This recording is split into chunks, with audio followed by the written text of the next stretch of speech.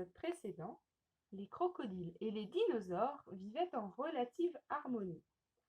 C'est-à-dire que quand ils se croisaient, ils ne se mangeaient presque pas. Voyez plutôt. Bonjour. Bonjour. Comment ça va aujourd'hui? Oh, ça va, mais j'ai plutôt faim. Oh, moi aussi. Nous ne mangeons pas, s'il vous plaît. Mais bien sûr que non. Je vais aller manger un herbivore. Mais bien évidemment, à la bonne heure. Salut!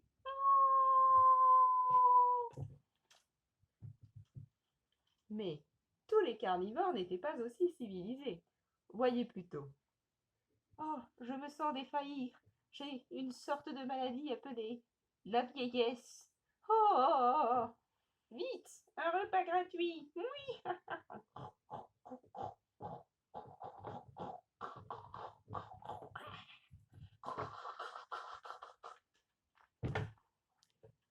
C'était des temps plutôt difficiles. Et à cette époque, il n'y avait personne pour venir balayer les cadavres. Donc on se retrouvait avec des morceaux d'os qui jonchaient le sol et disparaissaient au fur et à mesure. On les retrouva bien plus tard en faisant des fouilles avec des brosses à dents. Je vais nettoyer un peu le terrain.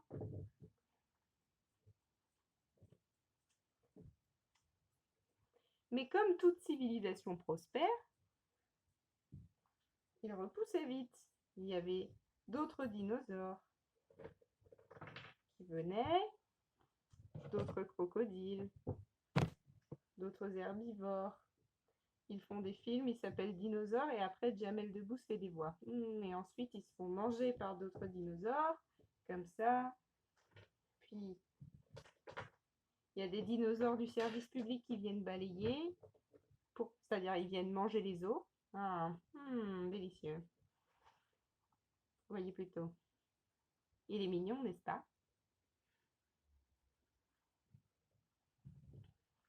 Et puis ensuite, ils se retrouvent entre eux.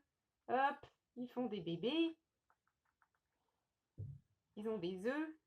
Ils repoussent. Ils remangent. Et tout cela était très bien. Les dinosaures étaient gouvernés par Augustus Rex, qui était très intelligent, et les crocodiles étaient gouvernés par Caesorus Ambidextrus Rex, qui était, lui, très fort.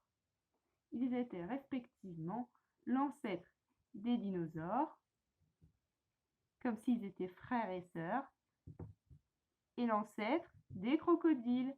Ils se ressemblent tellement, c'est vraiment touchant. Vraiment, vraiment. Tous les deux étaient rivaux et amis. Il y eut, bien sûr, des batailles, des disputes, un peu d'amour aussi entre frères d'armes. Mais surtout, il y eut un accord, un pacte de non-agression que la plupart d'entre eux respectaient. On a dit relativement tout à l'heure, on va rester sur relativement. On va dire une entente cordiale. Vous savez, une entente cordiale, c'est quand on envoie des mails et à la fin on met cordialement pour dire qu'on est sympa, mais qu'on n'est pas si sympa non plus, mais on ne sait pas trop quoi mettre d'autre, alors on dit cordialement. Voilà, c'est ça, une entente cordiale.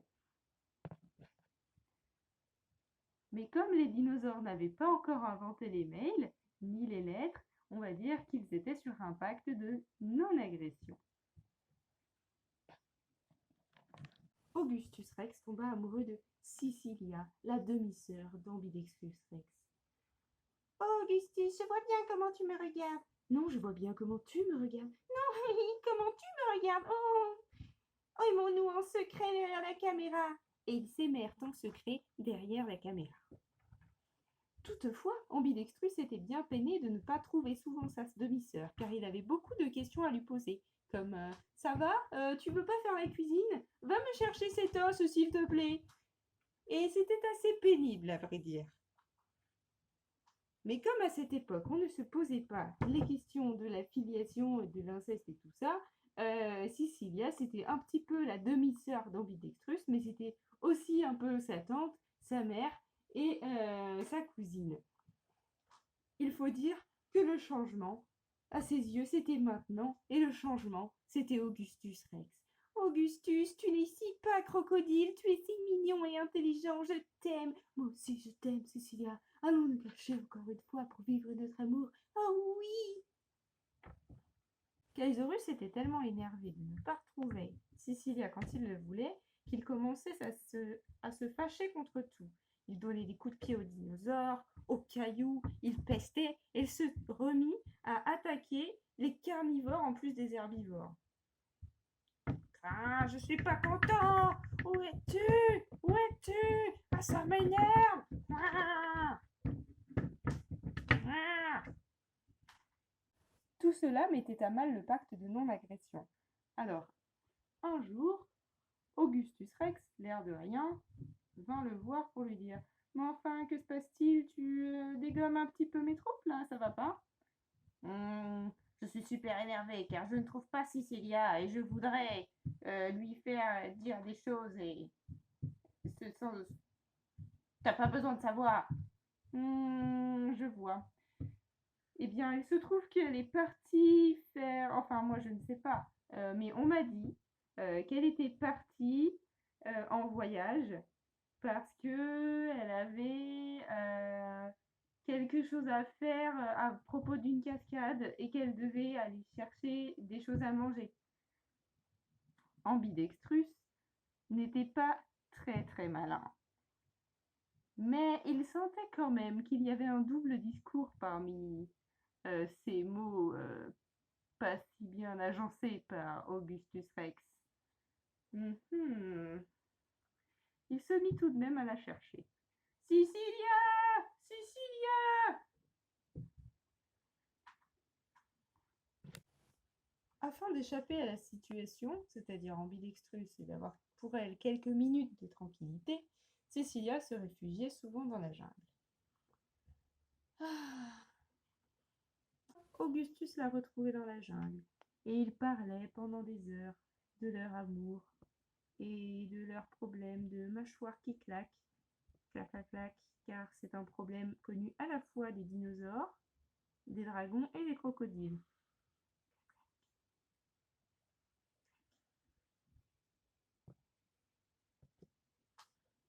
Mais un jour qu'ils étaient paisiblement en train de roucouler au milieu de la jungle, un autre crocodile passait par là, fit genre il avait rien vu. Oh non mon amour, crois-tu qu'il va nous balancer? Il n'en sera rien. Et Augustus lui courut après. Ta, ta, ta. Mais que va-t-il se passer? Mais que va-t-il se passer? Le crocodile courait dans la jungle. Je vais tout balancer! Ambidextrus, ambidextrus! Non, tais-toi! Tu ne connais pas les enjeux qui sont liés à cette situation. Et si nous faisions la guerre et nous rebattions comme avant? Mais ce serait de ta faute alors, parce que t'as pas pu la garder dans ton slip. Oui, mais c'est pas la question, je fais ce que je veux, c'est moi le roi, ok? Ah! Et il le tua. Non! Comme il ne savait pas à quoi faire du cadavre, il dut prendre une seconde pour réfléchir.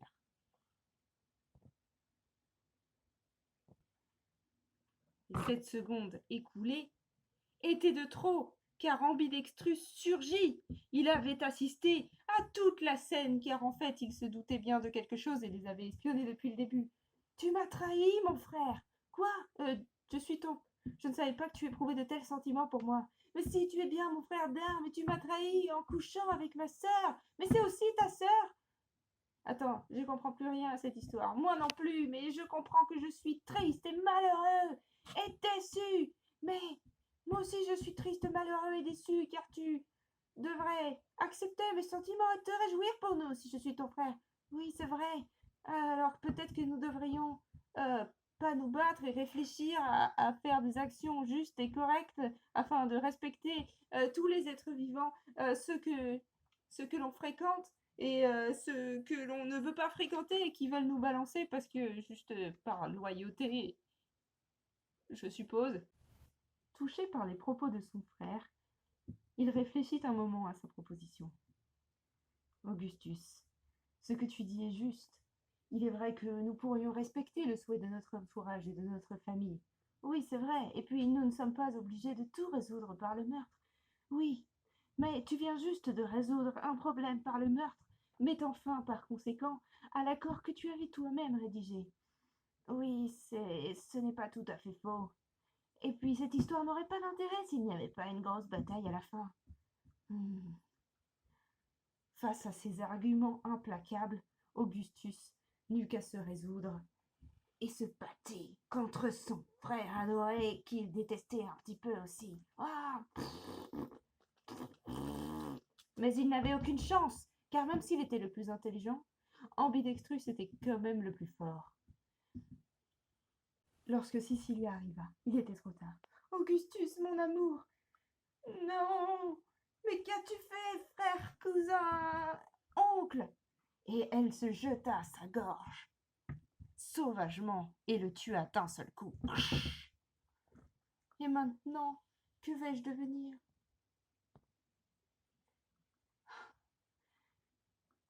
Elle pleurait des larmes de crocodile. Sa peine était si grande. Elle venait de voir son amant assassiné par son cousin frère qu'elle venait d'assassiner elle-même.